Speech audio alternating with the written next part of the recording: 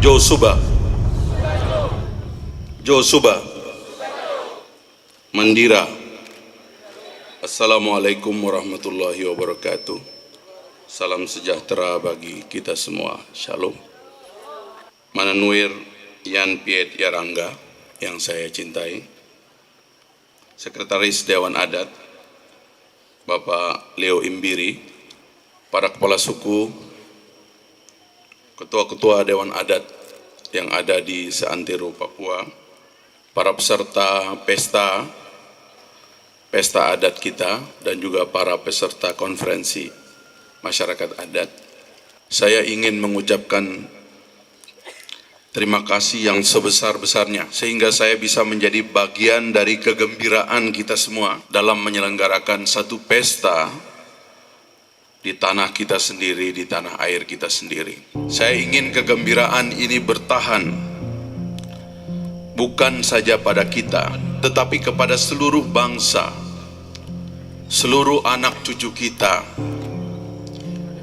Dan kita harus bertekad sejak saat ini tidak boleh lagi ada kesedihan. Kegembiraan harus diundang dengan berbagai cara dan dengan kebersamaan. Renungan yang dalam, yang melampaui batas dan sekat-sekat tentang negara dan pemerintahan. Karena menurut saya kalau manusia, kita semuanya membaca dan mengerti maksud baik, diciptakan manusia di atas muka bumi ini dan diberikan kepada kita membaca potongan bumi yang paling indah. Tentu kita tidak akan bersilang sengketa dan kita akan meleburkan diri di dalam cinta. Tetesan air mata harus kita lerai dan tidak boleh ada tetesan darah. Apakah ciptaan terbaik Tuhan?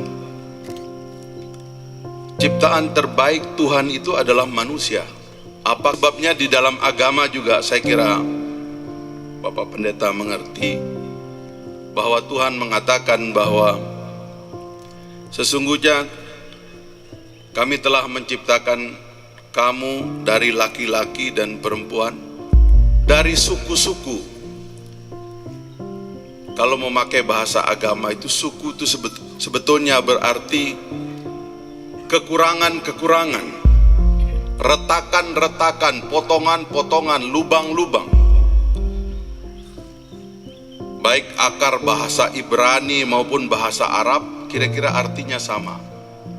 Kenapa dia disebut lubang atau patahan atau potongan? Karena kita tidak sempurna dan tidak ada yang sempurna. Disebutkan lagi, kalian diciptakan dari kabilah-kabilah. Kabilah itu asal katanya yang terdahulu, dan yang terdahulu itu adalah Adam dan Hawa. Kita semua ini adalah anak cucu dari Adam dan Hawa, tidak lebih dan tidak kurang. Di antropologi tidak bisa menjelaskan Adam dan Hawa itu lebih mirip bangsa mana. Apakah dia lebih mirip bangsa Arab atau bangsa Cina atau bangsa India, Melayu atau Jawa? Tapi saya bilang, saya punya dugaan Adam dan Hawa itu mirip orang Papua.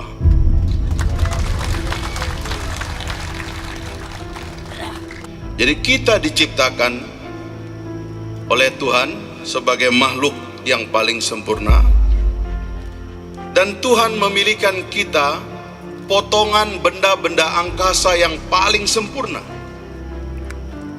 Seluruh studi astronomi mengatakan bumi adalah ciptaan Tuhan yang paling sempurna. NASA, Skylab, armada-armada angkasa dari negara-negara maju mencari di planet lain, di galaksi lain, kemungkinan ditemukannya air. Sulit menemukan sampai sekarang. Terakhir ada kiriman foto dari Mars, tapi belum ada yang berani mengacungkan tangannya untuk menjadi penduduk Mars. Tapi Tuhan menciptakan kesempurnaan di tempat kita, di bumi kita ini. Dan di antara potongan bumi yang paling indah adalah tanah Papua kita. Saya sering mengatakan, negara adalah fenomena baru. Saya setuju dengan pendeta tadi. Kalau kita benar, kenapa kita mesti takut dengan pemerintah? Dan kenapa saya mesti menjadi musuh kalau saya mengatakan kebenaran? Negara itu fenomena baru. Negara adalah fenomena abad 20. Lebih panjang usia manusia hidup tanpa negara. Negara itu sebabnya kita harus belajar hidup dalam negara secara lebih rasional dan tidak emosional.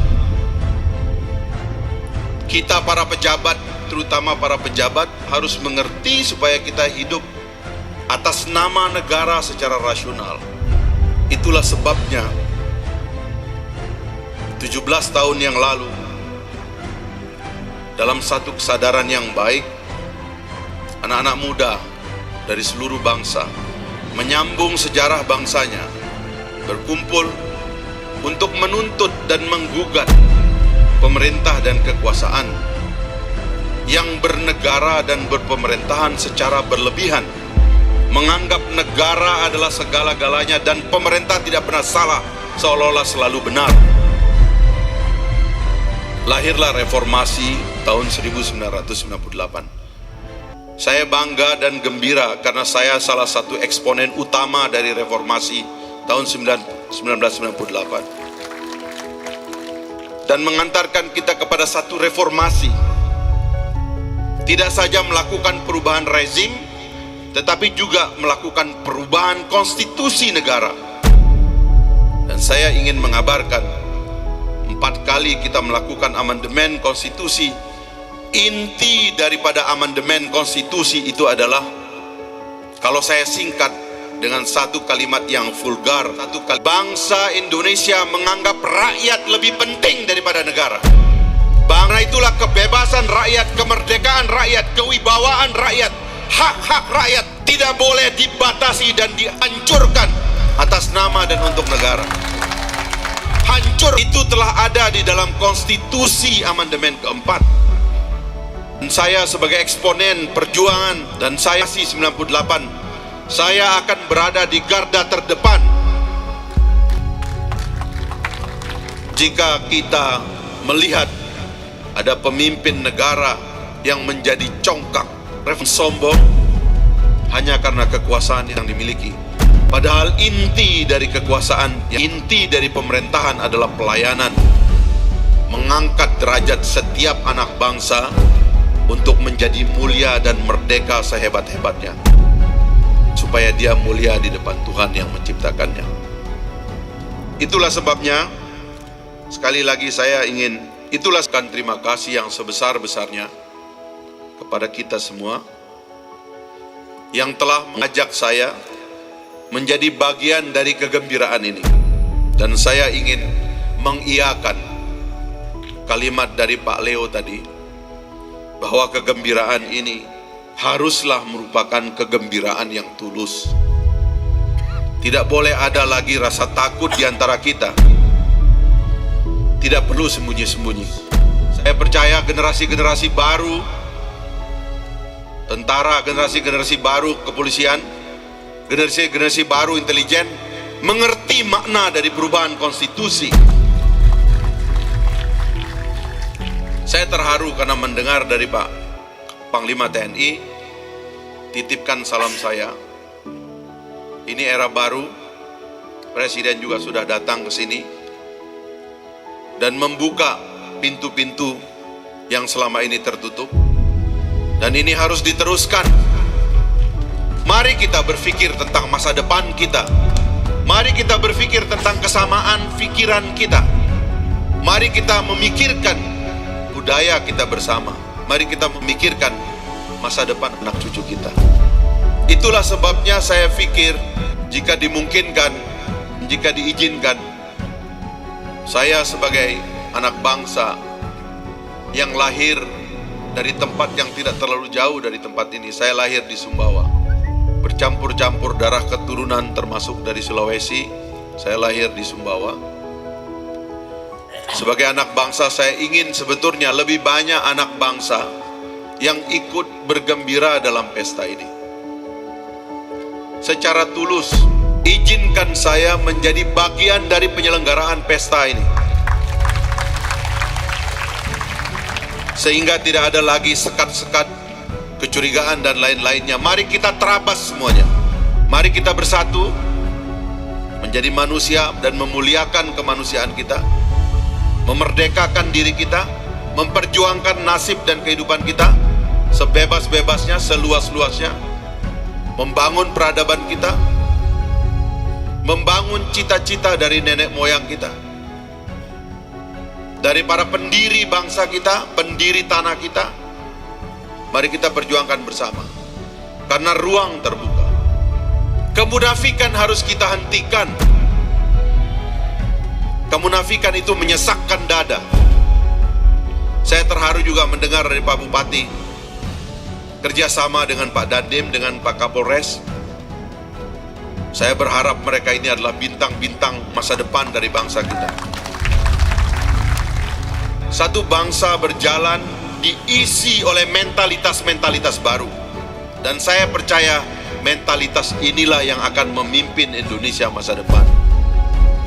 Jangan batasi jarak kita. Kita adalah manusia merdeka. Jangan takut berbicara. Mulut kita adalah mulut kita sendiri. Pertanggungjawaban kita di depan Tuhan. Ekspresikan diri kita, dan bangsa ini adalah bangsa beradab, bangsa merdeka. Tidak boleh lagi ada rasa takut. Satu pendekatan baru yang lebih baik, itulah yang mesti kita musyawarahkan bersama. Dan saya menghormati majelis penyelenggaraan konferensi semacam ini sebagai satu ikhtiar untuk berdialog. Kita tidak sedang duduk memegang senjata. Kita sedang saling mengelus dada dan berbicara dengan penuh keikhlasan, dengan penuh ketulusan, bahwa apapun yang terjadi di masa depan, kita semualah yang harus bicara. Pembangunan tidak boleh dilakoni oleh segelintir orang atas nama apapun datang dan menyingkirkan kearifan lokal. Itu tidak benar. Pembangunan harus dijalankan bersama-sama dengan dialog yang matang dan mendalam, menjadi bagian dari kegembiraan kita semua. Pesta adalah syukur bahwa Tuhan yang besar, Tuhan yang mulia telah menciptakan kita sebagai manusia menjadi ciptaan yang terbaik, dan diturunkan kita pada potongan bumi yang baik, dan diturunkan kita di satu potongan tanah yang paling indah di tanah Papua ini. Mudah-mudahan kesadaran seperti inilah, dengan bimbingan dari kepala suku, dari para pendeta, dari para pemuka agama, dari para kiai, lalu kita menjadi bersaudara bersama-sama, saling memeluk dan saling membantu. Kita diciptakan berbeda-beda, tapi diciptakan untuk saling kenal mengenal dan saling berdiskusi, saling mencintai.